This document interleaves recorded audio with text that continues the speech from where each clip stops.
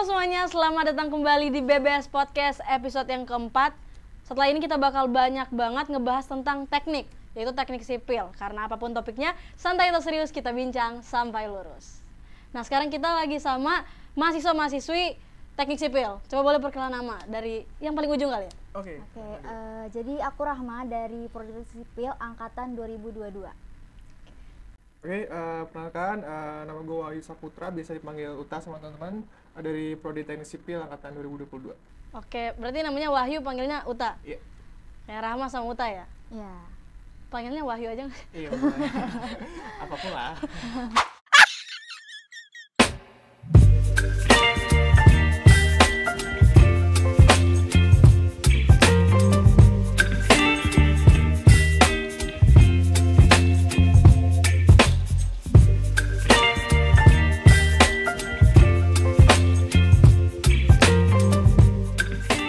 Oke, mungkin kita mendasar aja dulu. Oke. Kalian kan masih semester 4 berarti sama kita, Iya, semester iya. 4. Semester 4. Pas kalian awal-awal milih teknik sipil jadi pilihan prodi kalian, apa sih yang ada di kepala kalian? Kayak, wah gajinya banyak nih. Itu pertama sih. Pertama. Tapi kalau gue sih tadinya karena mikir teknik sipil tuh prospeknya luas banget gitu. Karena konstruksi di Indonesia tuh kan nggak akan habis gitu. Pembangunan di Indonesia tuh jangkanya nggak akan pendek gitu. Tuh. Sebagai negara berkembang pastinya proses pembangunan tuh akan terus berjalan gitu. Jadi range pekerjaannya tuh luas banget. Luas, gajinya besar, dan sekarang banyak banget ya tol yang lagi dibangun. Pasti itu anak teknik sipil semua tuh. Nah, Iya bisa jadi sih. ya sih sebenarnya kalau menurut aku sih sama sih kayak Wahyu. Yang pasti kan prospek kerjanya luas kan. Terus dari awal aku masuk teknik sipil itu sebenarnya aku tuh minat banget sama pembangunan infrastruktur gitu kayak gedung, jembatan, jalan gitu-gitu kan. Nah terus di teknik sipil itu kan banyak praktek kan. Nah aku tuh orangnya tuh suka praktek gitu, maksudnya kalau misalkan praktek itu kan lebih nyantol gitu kan, karena kan kita ngelakuinnya langsung gitu. Jadi aku suka praktek. Terus apalagi tambah kemarin semester 3 itu aku praktek bikin beton sama uji kekuatan tekannya juga. Terus kadang-kadang kan kita ada tugas gitu kan. Nah kemarin kita disuruh survei ke proyek pembangunan. Jadi kita tanya-tanya nih gimana sih proses kerjanya, terus bahan materialnya apa aja. Jadi itu sih yang buat aku makin Tertarik suka teknik sipil gitu. Emang kayak survei itu udah termasuk berarti matkul, maksudnya kelas hari Senin itu survei? Oh enggak. Jadi Beda lagi? Beda lagi. Jadi di dalam kelas tuh kita dikasih materi, nanti kalau surveinya itu beda lagi gitu. Berarti emang Rama sukanya experience. Dan kebetulan kalau di Bakri itu yang experience bukan cuma teknik, semuanya tuh experience kan, karena kita tagline-nya experience the real things. Jadi emang ilkom, akuntansi, teknik sipil, teknik semuanya pokoknya itu experience semuanya. Yeah. Benar, emang yang paling ditonjolin tuh experience-nya biar kita terbiasa, biar kita pas kerja udah nggak kaku-kaku lagi gitu. Dan mungkin ada satu pertanyaan lagi yang masih mendekati yang kayak tadi. Yang bikin teknik sipil beda itu apa sih pas kalian masuk ya? Kan tadi pas sebelum kalian masuk. Oke. Sebenarnya kalau apa yang bikin teknik sipil beda tuh kalau menurut gue sih karena di sipil ini bukan hanya kan anggapannya gitu kalau mungkin orang tua yang zaman dulu menganggapnya teknik sipil tuh lulus jadi apa sih, PNS ya gitu. Enggak dong gitu. Di teknik sipil tuh luas, ada beberapa bidang gitu. Jadi ada bidang di struktur, tanah, keairan, transportasi, dan manajemen konstruksi. Jadi yang ngebuat teknik sipil unik menurut gue tuh karena luas banget gitu. Luas jadi banget, nggak ya? cuma menjurus ke konstruksi gitu, baja, beton, enggak, tapi kita bisa lari ke transportasi, manajemen konstruksi, keairan, dan sebagainya. Tapi sebagai orang awam juga gue pas dengar teknik sipil, gue mikirnya cuman kayak jembatan, jalan, sampai gue kadang-kadang misalnya gue lewat di jalan mana gitu, gue ngeliat duh jalannya rusak-rusak, bolong-bolong, ini anak teknik sipil nih gak bener nih. Maksudnya sebagai orang awam kan gue kayak bolong-bolong terus, apa maksudnya masalahnya apa, kenapa sampai terjadi bolong-bolong? Kalian suka kesel gak sih kalau lihat kayak gitu? Kalau dari aku ya pasti kesel sih. Semua orang menurut aku sih pasti kesel ya, karena kan kalau misalkan jalannya rusak atau bolong-bolong gitu pasti kayak ngeganggu banget nggak sih jalan kita gitu loh. Nah setahu aku itu tuh jalan bolong-bolong kayak gitu tuh disebabkan karena misalkan cuacanya yang ekstrim. terus juga misalkan beban kendaraan di atasnya terlalu berat, terus material konstruksinya yang salah kan. Nah terus apalagi misalkan harusnya jalannya itu hanya dilewatin sama mobil atau motor, tapi truk yang gede-gede gitu lewat di situ, jadinya makanya tuh jalan tuh cepat rusak gitu. Bebannya over ya? Iya over, betul. Oke, kalau gue sih jujur aja seneng ya. Seneng karena bentar dulu. Seneng kenapa? Karena teknik sipil kerjanya dari situ kan, dapat proyek, perbaikan.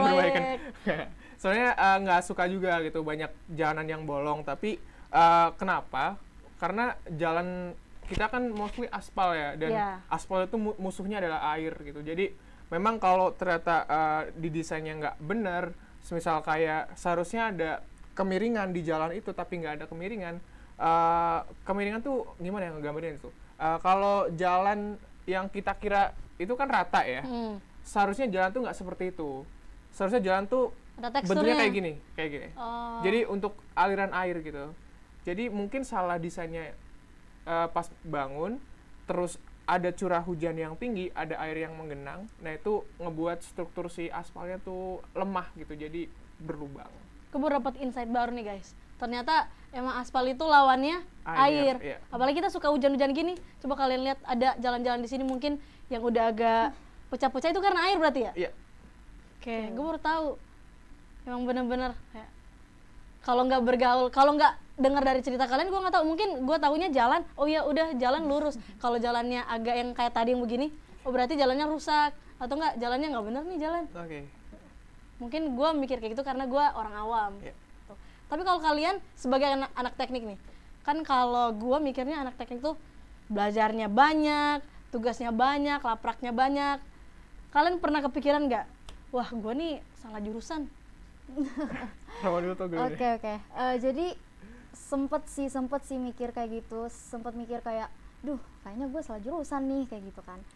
Karena waktu itu terakhir kemarin semester 3 itu tuh aku ngerasa kayak berat banget nih, karena tugas datang terus kan, kayak tugas satu datang, tugas ini datang terus. Jadi aku kayak ya Allah aku kayaknya salah jurusan deh kayak gitu kan. Tapi di balik itu semua tuh karena aku tuh baru ngeliat tugasnya doang gitu, jadi ngeliat tugasnya kayak dari luar gitu, duh susah banget nih tugas, belum tapi belum dikerjain. Tapi seiring berjalan waktu pas tugasnya tuh udah dikerjain, ternyata nggak seberat itu gitu loh. Jadi sebenarnya kalau misalkan kita suka sama sesuatu itu, jadi kita bakalan enjoy kan ngejalaninnya. Jadi untuk sekarang aku nggak mikir aku salah jurusan lagi.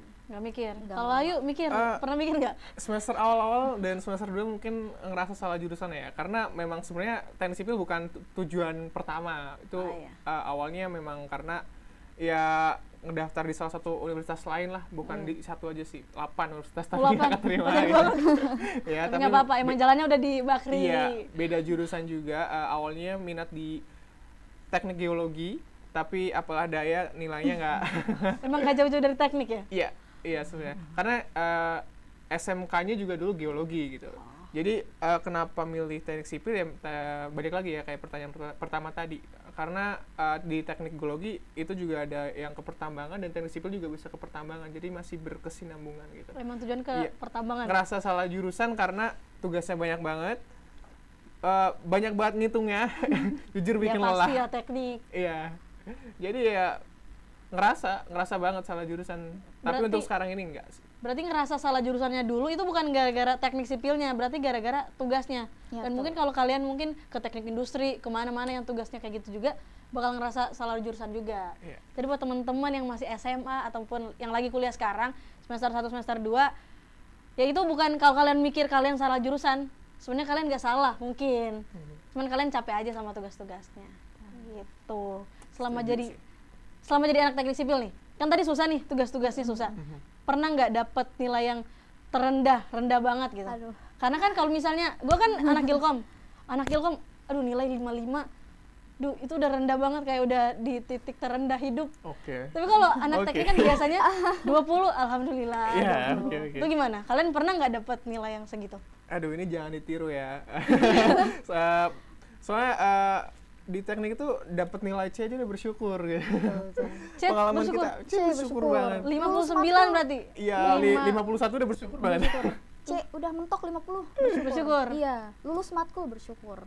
Nilai paling rendah Mau di-spill nggak? Aduh. Nggak perlu deh ya. Kalau paling tinggi 59. Nilai kalau 59 tuh udah alhamdulillah, berarti nebak aja guys. Nilai terendah mereka berapa? Menurut gua sih kalau di anak teknik itu udah wajar-wajar aja karena emang susah guys. Susah. Semangat anak teknik. Semangat. Oke. Dan mungkin ada satu pertanyaan terakhir buat di segmen bincang-bincang santuy ini. Pertanyaan terakhirnya itu kan selama jadi anak teknik sipil banyak banget kayak tugas atau laprak gitu-gitu. Dan anak teknik itu kesannya nggak pernah tidur. Iya kan? Ya sih. Gue pernah juga ngeliat teman gue teknik sipil juga. Ngeliat, pernah satu kegiatan juga sama dia pas pagi-pagi. Mata lu kok gitu nggak tidur ngerjain laprak. Kalian pernah rekor paling lama deh? Rekor paling lama nggak tidur berapa hari? Berapa hari? Kalau berapa harinya sih nggak sampai berhari-hari sih. Kalau aku sih 30 menit sehari itu deh. Itu aja sih. Tidurnya? Iya, sehari 30 menit. Gue sih gak gue anggap tidur kok 30 menit. Iya sih, yang penting tidur dah itu. Oke, kalau gue mungkin di semester 1 ya ada praktikum yang hampir berbarengan harinya, jadi fisika dan kimia dasar. Nah itu nggak tidur selama ya sehari itu karena ngerjain laprak 2 itu. Ya sebenarnya kalau dibilang banyak anak teknik banyak yang nggak tidur, itu sebenarnya tergantung time manajemennya sih. Nanti bisa kerjain di siang-siang ataupun di waktu kosong, tapi rata-rata kita kan nanti dulu lah, malam lah ya. gitu. Bukan Siang cuma main anak lah doang. gitu. Emang semuanya anak mahasiswa tuh biasanya siang tuh main, sore main, pikirannya malam aja. Malam kan ada jam 6, 7, 8, 9, 10, 11, 12 masih lama. Pas jam 12 baru ngerjain. Jadi itu anak teknik. Jangan ditunda-tunda karena nggak semua anak teknik itu begadang-begadang ya. Yeah. Mungkin Wahyu anak yang jam 12 siang. Udah guys. Jadi kita bakal ada segmen satu lagi setelah ini, yaitu BBS bincang-bincang serius. Jadi mungkin kita matiin lampu dulu. Lampunya sekarangnya di atas tuh.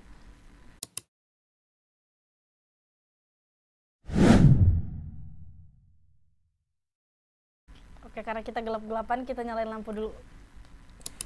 Walaupun nggak bunyi ya. Ini udah terang banget. Tadi kita udah di BBS bincang-bincang santuy. Sekarang kita di bincang-bincang serius. Selamat datang. Vibe-nya jadi serius gitu. Menegangkan ya. Mungkin ada pertanyaan-pertanyaan ini agak spesifik. Ada satu pertanyaan pertama yang kalau gue pribadi sebagai anak ilkom pun gue tertarik banget. Ada program namanya Sakura Science. Yang gue lihat di Instagram itu ke Jepang bareng rektor, seru-seruan, padahal belajar loh. Itu program apa sih sebenarnya? Program apa, dan mungkin yang dari luar sana anak sipil ataupun belum masuk sipil pengen ngerasain gitu Sakura Science.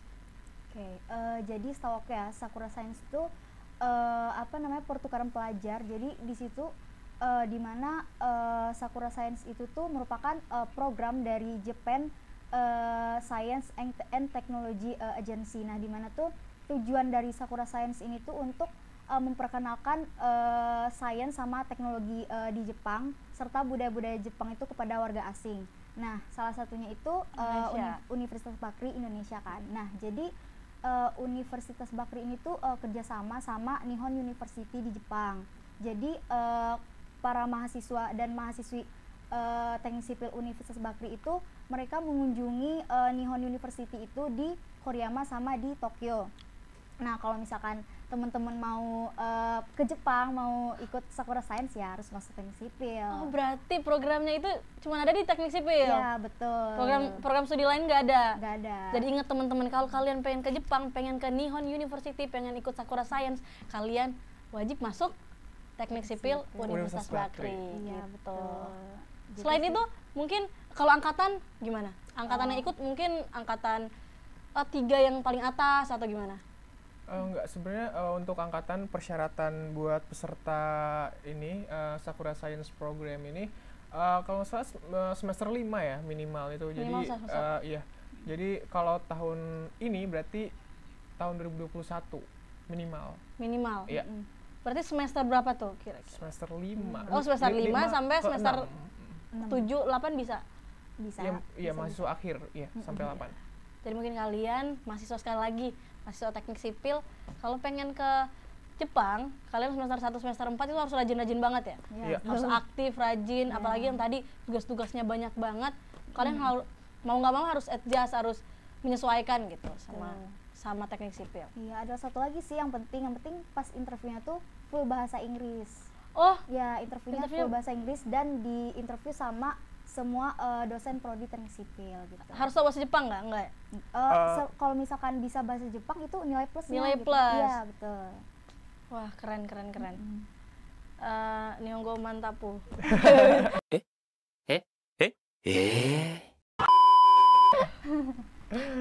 Itu beda ya? Beda ya? Bukan Jepang bahasanya? Oh, itu Jerome Jepang guys. Jadi mungkin kalian pengen kayak Jerome ke Jepang kuliah atau nggak belajar, bisa banget masuk ke sekali lagi teknik sipil gitu. Nah mungkin kalian setelah kuliah kalian kan udah ada pemikiran nih, setelah kuliah gue pengen kerja di sini, kerja ke situ. Dan kalau misalnya teman-teman gue yang udah lulus kuliah, biasanya mereka tuh kerja kalau di pemerintahan itu PUPR. Iya kan, PUPR. Mungkin kalian ada rencana buat ke PUPR atau ke swasta atau di mana gitu? Kalau gue sendiri sih ya, rencana atau roadmap gue setelah lulus sih, gue pengen menimba ilmu dulu di perusahaan BUMN, mungkin Waskita Karya atau Hutama Karya gitu. Dan setelah itu mungkin pengen cobain untuk buat kontraktor, buka sendiri. Iya, keren banget. Itu. Pengusaha muda ya? Iya, amin. Amin. Buka kontraktor terus gimana? Ya setelah buka kontraktor ya kita coba cari-cari proyek supaya bisa makin gede, terus juga bisa buka lapangan pekerjaan untuk teman-teman. Amin. Berarti emang tujuannya bukan cuma buat diri sendiri tapi buat bangsa dan negara. Keren banget. Teknik Sipil Universitas Bakri. Jadi nanti dia bakal bikin jalan, ada proyek, apalagi ya jembatan. Cuma itu doang sih yang gue tahu kalau proyek. Kalau yang di bawah laut itu teknik sipil juga kan? Iya. Nah tadi ngomong-ngomong tentang jalan nih, kan tadi udah disinggung-singgung tentang jalan rusak. Ini pertanyaannya agak serius sih. Rasa penasaran gue tentang jalan-jalan yang rusak itu. Karena gue pernah ngobrol sama satu bule, dan di jalan deket-deket rumahnya itu jalannya rapi, aspal, gak ada bolong-bolong, dan kata dia itu yang bikin dia sama teman-temannya dari luar. Dia emang dari luar negeri tapi udah merantau ke Indonesia udah lama, udah nikah sama orang Indonesia. Kata dia sebenarnya yang bikin jalan-jalan di Indonesia itu rusak adalah korupsi. Pertama korupsi, kenapa korupsi? Karena bahan-bahan yang seharusnya mereka pakai di jalan itu, misalnya 100.000 buat jalan, biar jalannya bagus, tapi yang kepake cuma setengah. Karena itu buat diri si yang bikin itu. Jadi buat dia orang luar yang kalau kerja tuh ya udah, kalau kerja dia buat dia ya nggak heran kalau jalan di Indonesia rusak gitu. Ya gimana orang-orangnya banyak yang korupsi. Kalau menurut kalian bener nggak sih pemikiran dia, atau enggak itu cuma pemikiran dia sebagai orang asing kali makanya agak hate? Gimana menurut kalian? Ya jadi itu agak serem sebenarnya bahasa ya. Iya, bahasanya agak serem. Tapi setuju dengan adanya itu, dengan adanya jalan kita yang banyak rusak. Yang pertama itu mungkin dari kesalahan desain, terus juga ada faktor humannya, yaitu ya koruptor tadi ya gitu. Jadi ya ada aja lah oknum yang koruptor soal proyek gitu, korupsi proyek itu banyak sebenarnya. Mungkin sebagai contoh jalan ya, yang tadi dibilang sama Ima. Jalan itu biasanya dikorupsinya di bagian mutunya, di bagian mutu bahannya. Misal seharusnya pakai bahan yang grade A, tapi dipakai bahan yang grade B gitu. Jadi bahannya biasa-biasa aja yang cepat rusak gitu. Iya, jadi mungkin si oknumnya itu motong anggarannya itu di situ. Terus juga bisa dari misal ketebalan aspalnya itu 10 cm tapi dikurangi jadi 5 cm gitu. Itu jadi penyebab utama sih kenapa jalan-jalan yang seharusnya umurnya misal 20 tahun ya kalau mutunya dikurangi jadi 10 tahun aja kepakainya gitu. Emang sih. jalan itu ada umur-umurnya? Iya, betul. Emang udah dari teknik sipil udah ada pembelajaran kayak jalan misalnya 5 cm itu 10 tahun gitu-gitu? Soalnya nggak ada pakemnya sih, nggak ada pakemnya, tapi tergantung mungkin cuacanya gimana, terus kendaraan yang melintas apa gitu, jadi nggak ada ketetapannya gitu, 10 tahun, 20 tahun kah gitu. sih, tapi emang bener-bener gak sedikit yang gue lihat di jalan-jalan. Jalan ini baru dibikin tahun lalu, 2 tahun lalu, tiba-tiba udah bolong aja.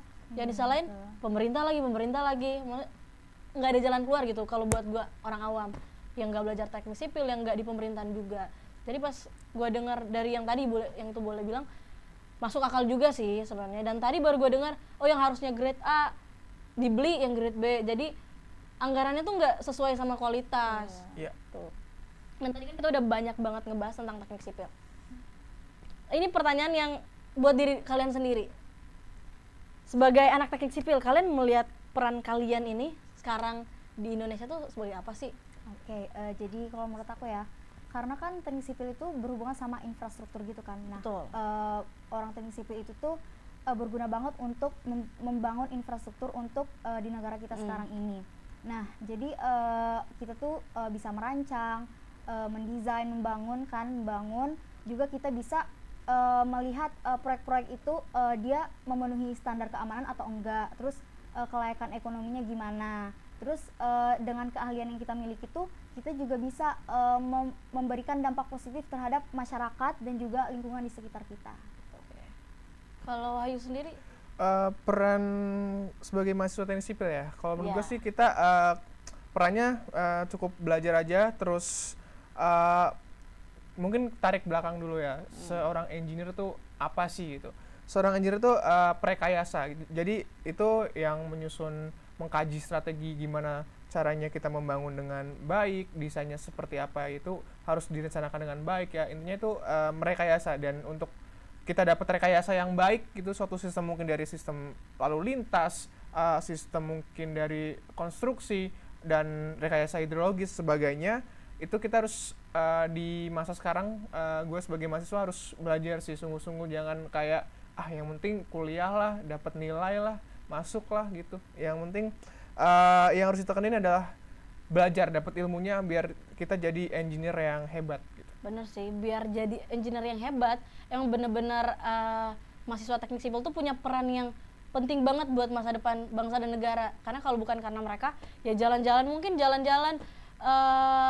struktur infrastruktur di Indonesia bakal hancur juga. Masa kita bukan terus-terusan sih, masa kita di masa depan kita manggil orang dari luar-luar terus gitu. Kita juga harus mengandalkan anak-anak dari Indonesia juga, karena kita juga nggak kalah pinter.